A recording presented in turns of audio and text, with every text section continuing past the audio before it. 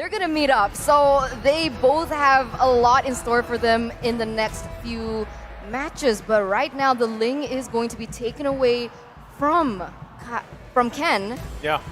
And this is interesting. I was wondering if they wanted to ban out the Irritel, to be honest, here in the second phase.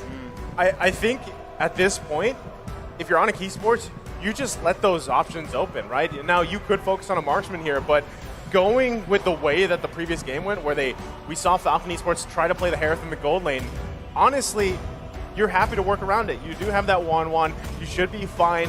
We know they can play around that. So on the flip side, Falcon Esports still focusing on those roamer options, right?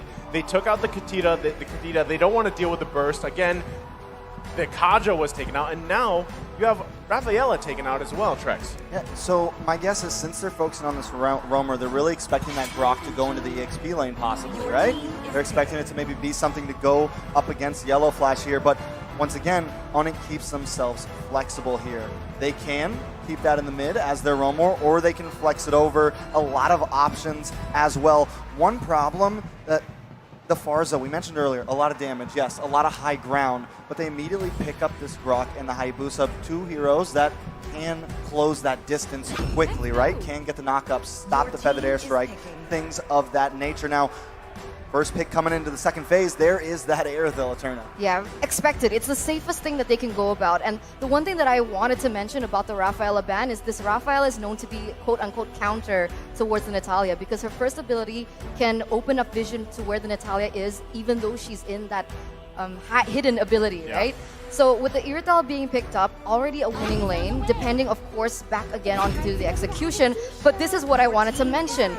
The Matilda and the Lily are going to be picked up, and that is immense wave clear in that mid side, right? So much wave clear from even just the Lily herself. You have the addition of the Matilda as well, and they have really good mobility to top it all off. This is tough because this is very reminiscent of game number one's draft in a way that you have a lot of tools here for ONIC Esports to bait out the ultimates or even just abilities, battle spells, whatever, from Falcon Esports. And not to mention the insane amount of mobility you have to get away or initiate. So this is going to be troublesome for Falcon Esports, but they're going to lock it in here with this Martiz pick. So it's kind of, again, it's a trade. Now this should, it's going to be Ken taking Martiz in the jungle here, looking to focus on those objectives, work around all that CC thrown at him too. Trex, how are you feeling about the draft? I mean, I feel like Falcon finally getting some comfort picks, right? We saw the Martiz, we saw how well Ken did on that in the head-to-head. We know they like the Natalia. Yeah. So it's just, now that it's match point, now that it's game 3, we have to throw some things to a side, put in a good composition, but also just get fun with it. Do the heroes that we want to do, that we know we play well with, and hopefully they can take us to a game 4 with it. Well, we're going to find out here as we get a last look at both drafts. You can already hear the crowd getting charged up with the drums. ONIC Esports charging up as well as we jump into a match point here. ONIC Esports versus Falcon. Can Falcon Esports prolong the series here? They've got their work cut out for them, but let's see how they do. Will ONIC be able to redeem themselves from their last meetup with their X Factor? Or will the Falcons still remain the victors of the sky? The answer is going to be known here right now. As like we mentioned before, right? The problem is ONIC Esports, they have a really, really good early game, but because Naomi is on the Natalia, they are going to be able to pressure in terms of that damage. I mean, already, right? Look at this. Look how aggressive Kyrie is on the Hayabusa, right? He's bobbing and weaving everywhere. Justin, though. The flicker comes in. Kyrie goes down. First blood for the first game in 3. Falcon picking that up. Okay, big pickup, right? I was going to go into the point that with this lineup from Falcon Esports specifically, if you can put a chokehold here on Kyrie, not allow him to snowball on this Hayabusa, that's the best case scenario for you in step 1. Oh. Blue buff still goes to Kyrie. Yeah, he's still able to get that purple buff. So that's a small win for ONIC Esports right now with the amount of pressure that's already been given onto them. But look at this. Naomi still opening up so much vision for his team. And Falcon going to be leading here in this early game. This is tough because if you're Naomi, right, and you're trying to work around pretty much the poke that ONIC Esports has, you do have execute available to you, right? But if you can find picks early on, especially with a high-end dry, this should snowball Falcon Esports. Now, they already got a 1K gold lead. It's still too early in the game, though. But this lead is something that they can utilize and work around with really well, especially in just a couple seconds. First turtle's going to come up here. They should be in a good position. I mean, even for Ken, as he goes and gets his buffs, he just got his purple. You're going to see him transition now. So as long as no one goes down, Kairi doesn't have that level 4 yet. It's safer if he just farms up, gives up that first turtle of the game, and works from there. So Falcon, obviously, in a good position so far early game. Right now, the lanes are important, right? I mean, we mentioned that mid side. Obviously, in that gold lane, the Irithel is going to have a little bit of an edge, especially until CW gets to level 4, which now already is. But now, Falcon going to go pressure Sans here. Most definitely, Feathered Airstrike does come back. Sans, Black Shoes back into it, but this should be the first turtle for the side of Falcon. It is Ken securing it, and as you said, I mean, Kairi didn't, you don't have to force it. Yes, they're a little bit behind, but I think that maybe they feel confident enough to kind of surrender that over. But this time, Falcon is starting to get that snowball factor. We have seen how well Martiz did in the past game when you get a kill early on, and this is what Falcon is going to keep on doing, pressuring in. I think this is, again, best case scenario here. The question earlier was, hold on, Naomi. Very, very low. Kairi wants to find it, but Justin comes in the nick of time. So, back to it, right? The question was, can Falcon Esports go for a reverse sweep? They're off to the right step, at least. Now in the bottom lane, putting pressure still here. Keyboy, though, to help CW, but Ken might be looking for a play. Comes from the backside, locks on, but in comes Circling Eagle. Keyboy does get onto Ken. Ken has enough CC, though, to stop it. Keyboy forced to flicker away. Justin and Zipex repositioning. Falcon not forcing, but Kairi trying to find a little bit of play in the mid lane. Cannot do it onto Naomi there. Falcon seems to be controlling the map a bit now. Naomi's having so much fun right now, right? He's been able to do so much for his team, and look at this, once again going in. Finally gonna find it, possibly. Uses the execute. Kairi goes down. That is 0-2 for Kairi. A rough start for ONIC. Well, I mean, again, going back to it, the action's not done yet. Correct. Justin does use that Feathered Airstrike. Ken takes the tower. Keyboy forced to flicker away, and Falcon just continues to pressure in. Wow, 2,800 gold lead here for Falcon here in the 4th minute. And that's a huge amount of gold taken by them. And very expected right now, even the matchup in the EXP lane that Grok should have won, per se. I mean, people like to say, like, Glue has been really overpowered, but Grok is able to just balance things out and even perhaps win that matchup. Even then, Yellow Flash is still dominating in that lane. And that was one of the keys to victory for ONIC Esports. But in the mid side, oh, a lot of damage on Sans there. Sans does use the Black Shoes to save himself. Kairi trying to look for something, but the damage just isn't quite there yet. Does find Justin, actually. Wow. So a nice play. Even at 1-2 and 0, still able to get those kills. Keyboy now trying to force the engage. ONIC just want their purple buff, but Falcon doesn't want to give it over just yet. Boots holding down the front side as Yellow Flash also re-engages, gets the immobilized onto Keyboy. Yellow Flash moving in, trying to get this all onto someone, trying to search. Falcon pushes the blue buff away. Ken picks it up, but Kairi finds Zipex. In comes the crossbow of Tang, but not enough damage onto Yellow Flash just yet. Keyboy looking low, goes down. Ken finds it. Yellow Flash now trying to lock onto Boots here. Boots trying to get away, but just can't. The Decimation comes in, and double kill happens for Ken. That is a 2-for-1 trade over the side of Falcon. 2-for-1 trade, but remember, Kairi didn't have his retribution up, so perhaps Kairi is going to be able to steal this buff, this turtle away from Ken because he was forced to use it earlier. But look at this, already going in once again. Oh, Naomi's going to get away from that somehow, some way. And with that, this turtle should go to the side of Ken. It does. Kairi forced to go back to base here. This is spicy, right? I mean, Falcon Esports not letting up here, having a nice, comfortable lead.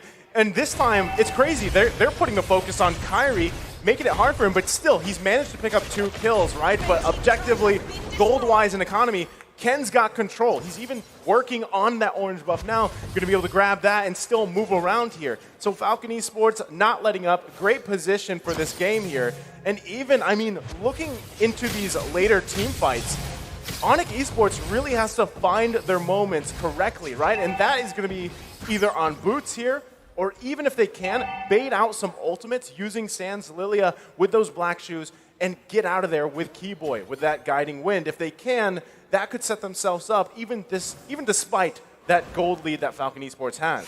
This is the problem, right? Because when we're looking at the emblems, the Grok is actually Weapon Master, so he's definitely building for damage. And if he is building for damage, ONIC Esports, they don't necessarily have someone to be able to soak in that initial damage that Falcon already has. I mean, look at this. Nobody is able to stop that aggression coming in from Falcon.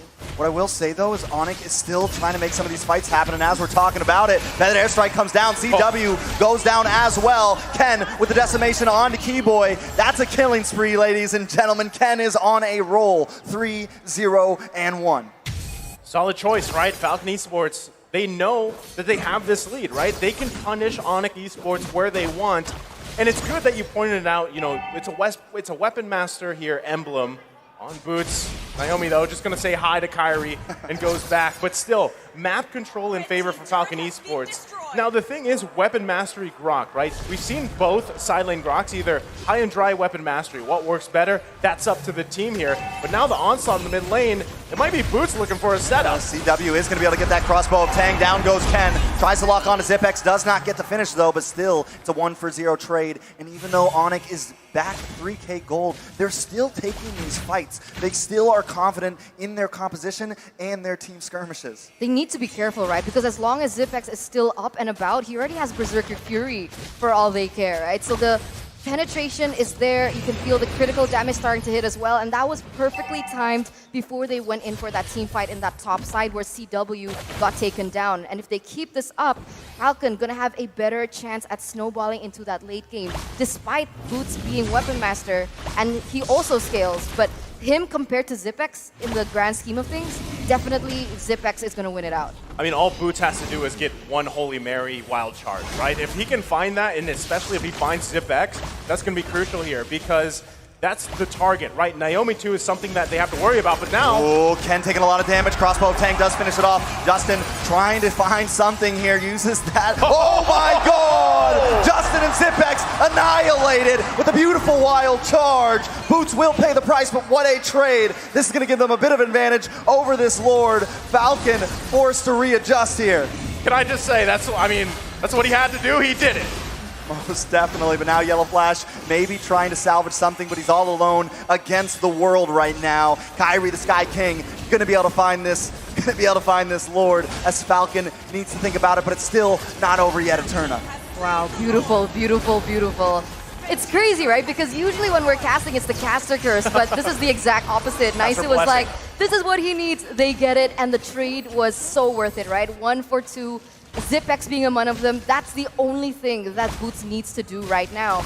And on top of that, the gold lead that Falcon had in that early game is now starting to go back and forth. And ONIC Esports, they're coming back into the game. As Kyrie has also picked up that penetration item. See, you can see here, the Malefic Roar already taken Hunter Strike for additional movement speed. So he has what he needs in his kit. But once again, he needs to be careful because if we look at Iritel, she also is building up to that third item. Berserker Fury already, Wind Talker as well, attack speed, crit, so scary. You need to be able to take him out if ONIC Esports wants to stay relevant in this game.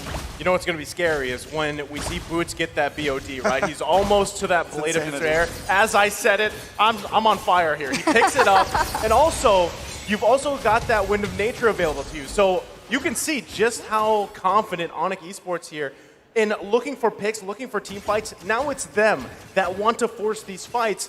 Again, just minutes ago, Falcon Esports had what, a 3K, 4K gold lead at some point. ONIC Esports completely flipping it around, and now they're in the driver's seat of this game. And this is bad. Zipex will go down. Kyrie finds it. Gonna be able to move out. Naomi looking for Zons here. Can they finally get a kill? Naomi just not able to finish the job, and that has been the story so far. Naomi sitting at 1-0-4, having a bit of trouble, but the Lord is coming up to the top side right now. CW, Boots, and Keyboy want to try to hold down the front line as Yellow Flash and Ken want to defend. Lord does get stopped by the wall. They're gonna try to stall here. A very nice play. Lord will connect onto this inhibitor soon. Justin uses the feathered airstrike. CW can't engage just yet. They should be able to lock onto this Lord here. CW moving on, moving back. They took something, but not an inhibitor just yet. Naomi on the backside, gonna get found. Kyrie picks it up. Wow. Now onto the mid. They decide to possibly push here, but I think they're gonna readjust, eat up the jungle, and wait for Falcon to come out. Man, and just like that, I mean, again, it's a tough situation for Falcon Esports to be in here. ONIC Esports still putting the pressure in the mid side. They might be looking to end the game here, but still, the defense from Falcon. Hold on, here comes Kyrie. Suns also holding the line. CW does not want to let up. They want to move on to these towers more and more. They want to keep the pressure here. ONIC moving back onto this orange buff, maybe wanting to wait because Lord comes up in 20 seconds, and Falcon may not be able to contest for it, but I feel like at this point, they have to. This could be do or die for Falcon. It's match point and Lord up. Will they try to steal it? You're right. Tough to be in. I mean, ONIC Esports, nice comfortable gold lead. Everything that just happened there in the past couple of minutes, quite back and forth here. Can Falcon Esports actually still contest this Lord? That's the question. They need to be able to protect the Zipex, right? That's all you need. The damage is there already. She has her core items, but you need to be able to protect her. I mean, at this point, Zipex really needs that wind of nature to try and alleviate the pressure that Kyrie can possibly have. But there you go. Kyrie moves on to Zipex here. Boots with the wild charge. Down Zipex goes. Justin forced to readjust, but Sans finds him anyways. Now Naomi's all alone. Can't connect onto Sans. Forced to try to dash. CW's not going to let that go. No. Yellow Flash may just be next. Caught in the middle of them all. Can't use the ult. Crossbow Tang goes down, and so does Yellow Flash. Ken all alone. Now they're going to move on to this tower. One wave coming down the mid. This is match point. Falcon on the ropes. Will ONIC finish this here? Ken's going to try to clear these waves. Can he do it? Gonna try to make it, but I don't think they can. Ken goes down, and ONIC takes the game. Some convictions are so strong, the world must break to hold them. And today, Falcon is part of that breaking. Falcon will move down to the lower bracket, and ONIC Esports, GG, well played. You will move forward. Today, Falcon's wings have been clipped by the King of the Skies themselves. A 3-0, so clean, so wonderful to see. As you're right, Falcon, they're going to drop to the lower bracket, but remember, it's not going to be an easy run for ONIC Esports as well, because they are going to be either going against Echo or Todak, if I'm not mistaken. Team Hack, the Malaysian representative. So their journey is not over, but congratulations to ONIC Esports from Indonesia.